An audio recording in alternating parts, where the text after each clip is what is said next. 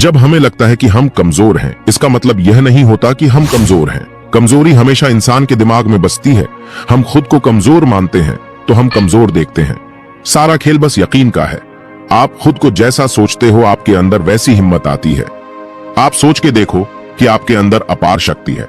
आप कमजोर नहीं हो, आप सब कुछ कर सकते हो। जो इस दुनिया में आपने सोचा है, तो आपके अंदर उस काम को करने की हिम्मत आएगी और आप आसानी से उस काम को कर भी लोगे।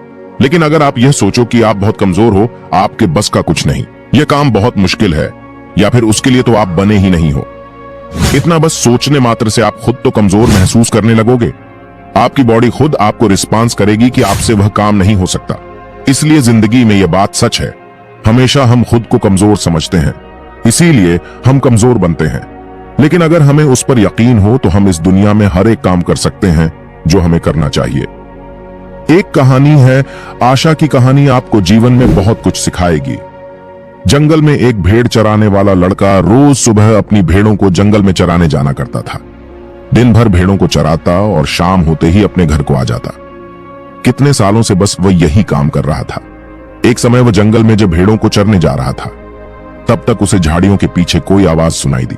उसे लगा शायद कोई खरगोश का बच्चा है। वह पास जाकर देखा तो हैरान रह गया, क्योंकि दरअसल वो खरगोश का बच्चा नहीं, वो एक शेर का बच्चा था। उसने उसे उठ या शायद उसे चोट लगी थी। ऐसा प्रतीत हो रहा था जैसे मानो कि वो घायल हो, उसके साथ कुछ हुआ है। आसपास देखा तो उसे कुछ भी दिखाई नहीं दिया। उसे लगा कि शायद उसकी मदद करनी चाहिए। उसने उस बच्चे को उठा लिया और घर ले जाके भेड़ों का दूध पिलाया और उसकी पालन पोषण करी।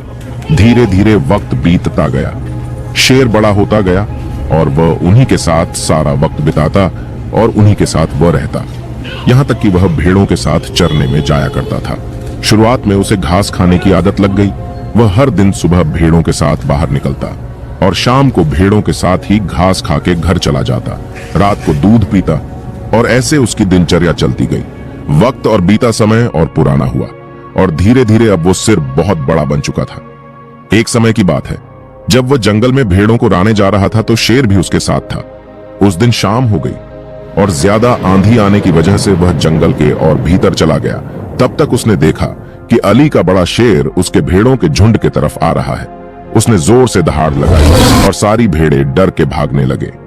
तब तक उस शेर ने देखा उस भेड़ों के झुंड में एक और शेर भी है जो भी भाग रहा है। वो सारी भेड़ों को छोड़ दिया, लेकिन उस शेर को पकड़ के बोला, भाई तू तो मेरी तरह है, तू तो एक शेर है, तू भला क्यों भाग रहा है? तुझे डरने की क्या जरूरत है? तू क्यों डर रहा है? उसने बोला, नहीं भाई, मैं भी इन्हीं की तरह हूं। मैंने भी इनके साथ ही पूरा बचपन गुजारा है, इसलिए मेरे अंदर कोई ताकत नहीं है। मैं भी इन सब की तरह ही हूं। उसने बोला, नहीं, तू अलग है। तू खुद पर यकीन रख, तुझे डरने की जरूरत नहीं है। तू तो जंगल का राजा है, तू शेर है, तू हिम्मत वाला है। तू खुद को कमजोर क्यों समझ रहा है?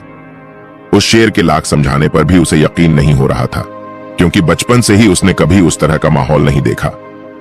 उसके मन में वही बातें बिठा दी गई थीं और वह उन्हीं के हिसाब से सोचता रहा। उस शेर ने बोला, आओ तू मेरे साथ, मैं तुम्हें कुछ दिखाता हूं। तालाब के किनारे लेकर जाता है और कहता है, देखो इसमें क्या दिख रहा है?